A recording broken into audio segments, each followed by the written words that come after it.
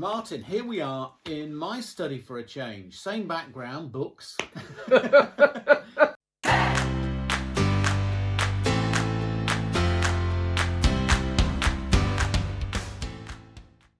So we've got this passage today, a strange passage for the second Sunday in Lent, Luke 13, 31 to 35, where Jesus is warned by some apparently friendly Pharisees this time, who are saying, you need to watch out because Herod's after you.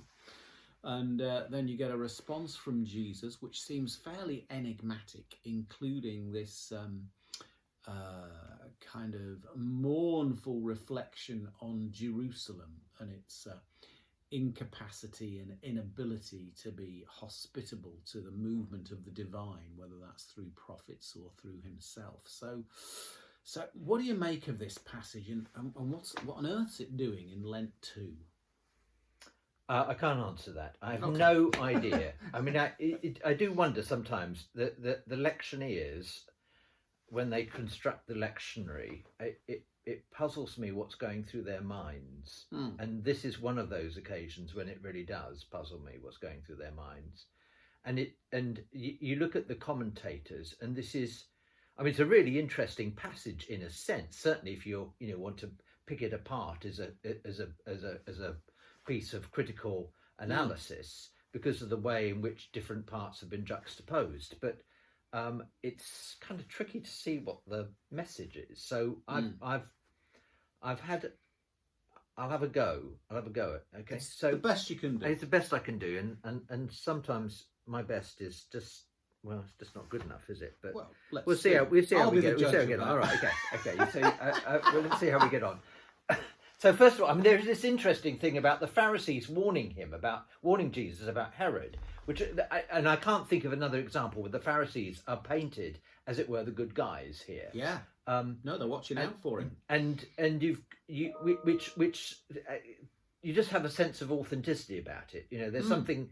This is a text which has been handed down, and Luke hasn't changed it. It feels original. Well, maybe they feel he's one of them, because Jesus does refer to resurrection, and of course that was the big difference between the Pharisees and the Sadducees. Resurrection, who knows? But who knows? Because there are other times when it's certainly not the case. But the other thing, of course, is that they're warning him about Herod. And Herod has got this seemingly ambivalent relationship. He's sort of interested in Jesus. Luke paints it interested, but he's also that he's not so interested that when it comes to it, because Luke brings him into the trial. When it comes to it, he's not so interested that he will step in to prevent Jesus's execution. So warning him about Herod, who is out to kill him, and then you've got this reference to Herod as a fox, and then a bit later on, Jesus as a hen. This is kind of farmyard, isn't it? It's farmyard. The fox and hen story sounds like a pub in Fressingfield. But I think just a couple of things. Or there's also just one. It's something to confuse us. There are two different understandings of 3 days. So Jesus says, I will cast out demons and perform miracles today and tomorrow, and on the third day I will finish. And then he goes on to talk about today, tomorrow, and the next day I must be on my way because I need to go to Jerusalem. So you think it's almost as if two references to periods of 3 days are put together, but they're not quite saying the same thing about the 3 days. And you've got there's a Lucan understanding of 3 days of Galilee, journey, Jerusalem. That's 3 days. But the first reference is slightly different. So is there echoes here of the 3 days with the resurrection, or is there an echo here of the third day when the boy is found in the temple in Luke 2? Is there any? What do you think? I think that's all conjecture. I don't think there's anything. I think it's pointing to a passage of time. I don't think its meaning any more than that. But the two things I was going to take out of this, first of all, it is Herod that is out to get Jesus, and what you immediately get there is the sense of just how public Jesus's ministry is. So this isn't something that's happening sort of quietly in a little village. This is a public ministry where the local ruler wants to do away with him. So, and I just then cast that. If we think of all of our ministries as part of Christ's ministry, we participate in Christ's ministry. In what sense are we conceiving and actually carrying out that participation in Christ's ministry in the public way, to the extent to which we're called to do that?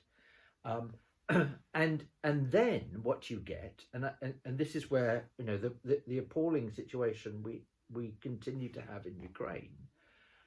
What you've got is Jesus saying, you know, that fox cunning. Some suggest that fox also means weak because of a juxtaposition of fox and lion, in which there are hints of in the tradition. But tell that fox, basically, I don't care what he's going to do. I'm going to carry on casting out demons and performing cures.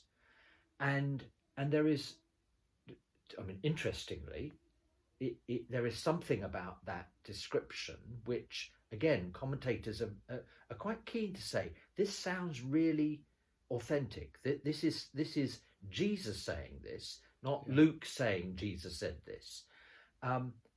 But, you know, in the gospel where we have story after story, Jesus using stories, what he's saying his work is casting out demons and performing cures. And he's going to do it whatever the risk is. Yeah. And so I just get that sense, and we are seeing it in Ukraine, we're seeing it in people's response here. We will do those things that are necessary. They are doing those things that are necessary, whatever the risk is. And I think that for me there is a connection there about, you know, what is the authentic response to evil? What is the authentic response to the deadly threat?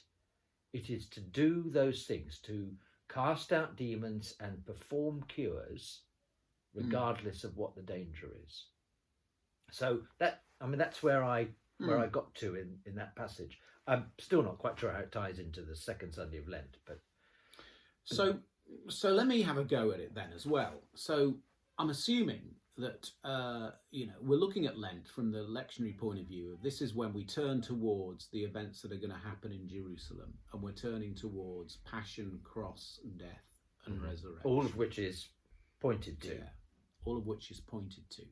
Now, presumably Jesus has in mind here the prophets, and the prophet that particularly comes to mind here is Ezekiel, who warned the people of God that if they abandon God, that God would effectively evacuate the temple and the city, and there would be terrible consequences because of God's vacancy to the people of God and to Jerusalem, particularly in Ezekiel 10 and 11. And there seems to be something of this perhaps being echoed in Jesus here.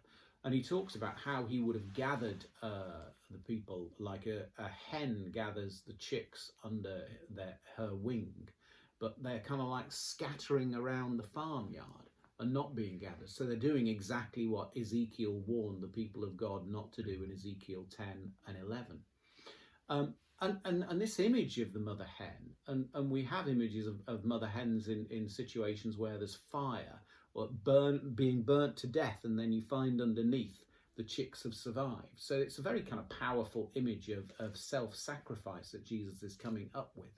But it's really interesting that it's not an image that's been taken up in the history of the Christian tradition, has it? Yeah. You know, you think, where's the great art of the mother hen? It's nowhere. So what's that about? Is it about the fact that it's too feminine an image, too gentle an image? Is it too low an image to think of, you know, Jesus simply as a hen? And yet it's a particularly moving image in terms of the natural world and the way in which, you know, giving up your life for your children effectively. And it's interesting because there is a bird image, as in the pelican, as a symbol of the resurrection, plucking the breast and feeding the young, a sign of new life. So it's not as if the tradition is averse to bird images, but maybe a chicken just isn't as exotic as a pelican. Doesn't cut it in some shape or form. But so there are allusions as to what is going to happen in Jerusalem, and maybe the lectioneers thought that was why this was a particularly appropriate passage. It's a rich one, but yeah, it is full of foreboding, which we will have more of as the clouds gather. Yeah. I think I hold on to that Jesus saying, "This is what I'm about." It's about come hell or high water. Come hell or high water. Yes, come Jerusalem or not. It's casting out demons and performing cures. Yeah. Thank you. Thank you.